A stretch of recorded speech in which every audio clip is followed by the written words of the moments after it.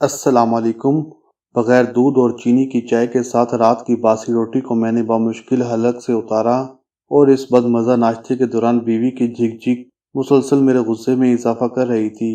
اس سے پہلے کہ غصے میں آپے سے باہر ہوتا، چائے کا کپ فرش پر پٹک کر میں گھر سے باہر نکل گیا، کیونکہ جب میرے صبر کا پیمانہ لبریز ہوتا تھا تو سب سے پہلے میرا ہاتھ اپنی بیوی پر اٹھتا تھا اور پھر زبان بھی بہت دیر تک زہر اگلتی رہتی۔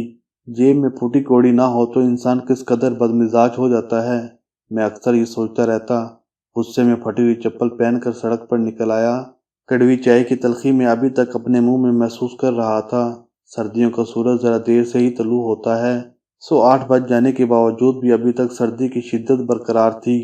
نیلے رنگ کا بوسیدہ مفلر میں نے کانوں کے گرد اچھی طرح لپیٹ لیا۔ مجھے یاد ہے کہ یہ مفلر میں نے شادی سے چند سال پہلے خریدا تھا اور اب 3 بچوں کا باپ بن چکا تھا۔ دن بدن بڑھتی مہنگائی کی وجہ سے نیا مفلر خریدنے کی خواہش آپ ہی آپ دل میں مر گئی تھی۔ رکشہ اسٹینڈ پر پہنچ کر میں نے رکشہ نکالا۔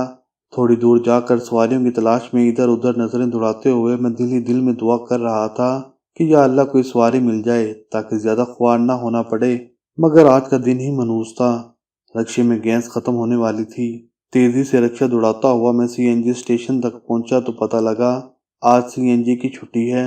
اس وقت میرا جی چاہ کہ اپنے حکمرانوں کو جہنم رسید کر دوں، جنہوں نے غربت کا نہیں غریبوں کا خاتمہ کر دیا تھا، اور جو 2-4 بچ گئے تھے وہ ہر دم اپنی قسمت کو روتے تھے۔ جی بھر کے میں نے حکمرانوں کو کوسا اور تیزی سے رکشہ آگے بڑھا دیا۔ اب میرا رخ واپس اسٹینڈ کی طرف تھا۔ گیس ختم ہونے سے پہلے میں ہر حال میں اسٹینڈ تک پہنچ جانا چاہتا تھا، مگر مجھے معلوم نہ تھا کہ ابھی ایک اور مصیبت میری منتظر ہے۔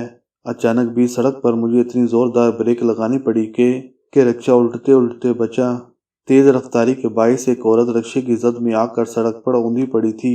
میں بکھلا کر رہ گیا، کیونکہ اس وقت ٹریفک نہ ہونے کے برابر تھی اور یہ نسبتاً ایک چھوٹی اور سنسان سڑک تھی۔ سردی کی شدت نے ماحول پر ایک سکوت طاری کر رکھا تھا۔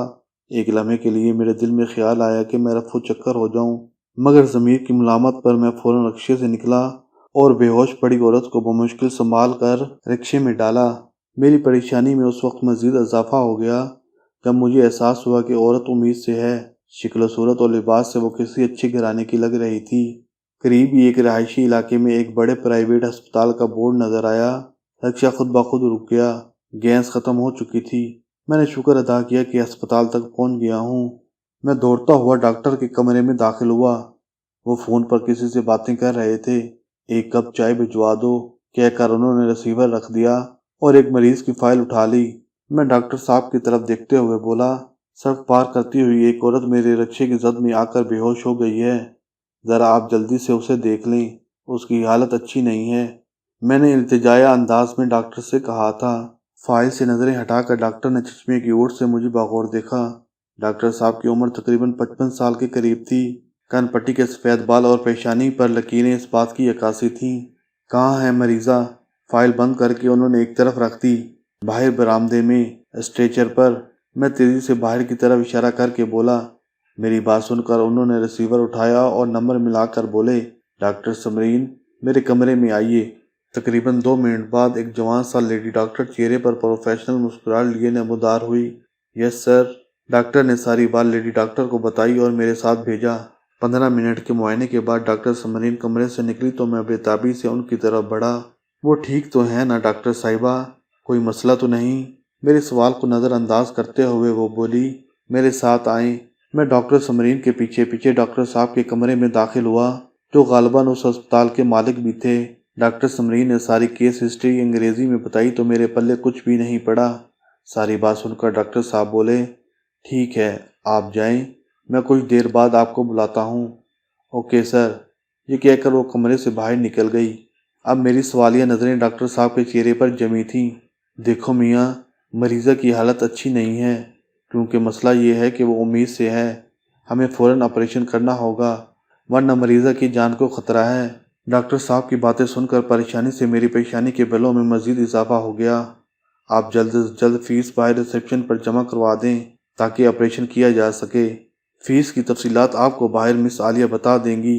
اب آپ جا سکتے ہیں، بس دیر نہ کیجیے۔ مجھے بات کرنے کا موقع دیے بغیر ڈاکٹر صاحب نے دو ٹوک انداز میں کہا اور میز کی دراز کھول کر کچھ تلاش کرنے لگے۔ मैं कमरे से बाहर निकला तो डॉक्टर आलिया मेरे इंतजार में खड़ी थी। अभी आप 50,000 जमा करवा दें, बाकी ऑपरेशन के बाद। मिस आलिया ने मुस्कुरा कर मुझे कहा था। 50,000 का सुनकर मैं अपने होशो हवास खो बैठा था। अब तो एक अरसा ही गुजर गया था इतनी रकम इकट्ठी देखे हुए।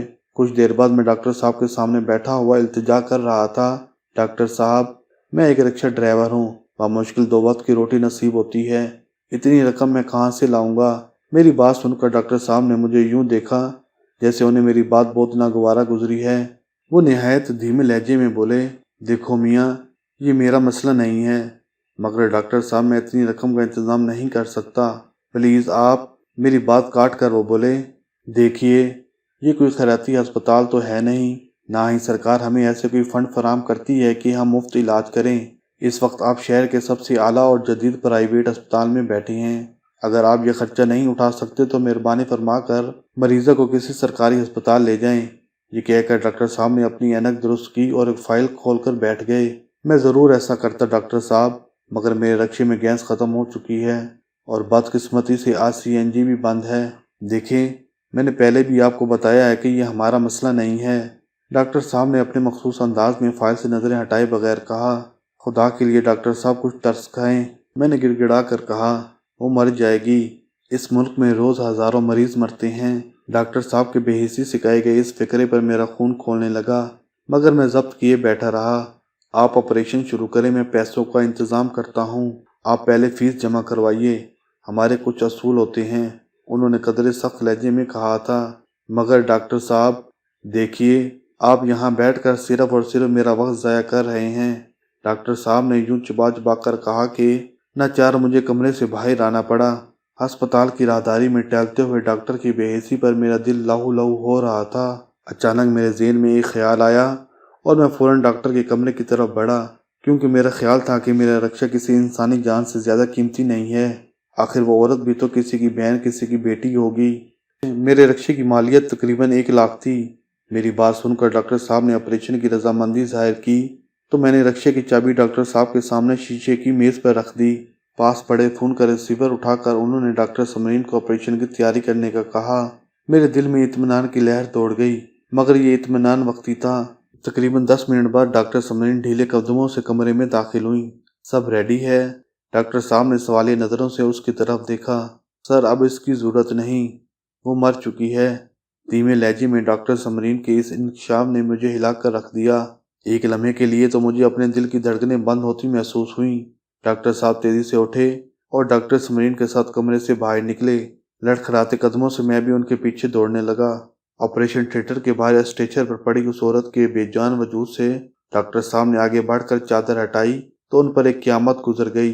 डॉक्टर साहब के मुंह से एक जोरदार चीख निकली, बेटी। मेरे कानों में उस वक्त डॉक्टर साहब के वो अल्फाज गूंजने लगे थे, इस मुल्क में रोज़ हज़ारों मरीज मरते हैं। डॉक्टर समरीन पत्थर की औरत बनी खड़ी थी। मैं आंखें फाड़े डॉक्टर साहब को देख रहा था। ऑपरेशन थिएटर के बाहर कॉरिडोर में खामोशी थी। इस खामोशी को एक बूढ़े की कर्बनाक चीख ने तोड़ दिया था और फिर मैंने देखा कि एक बूढ़ा डॉक्टर अस्पताल के ठंडे फर्श पर बैठा अपनी बेटी की मौत का मातम कर रहा था।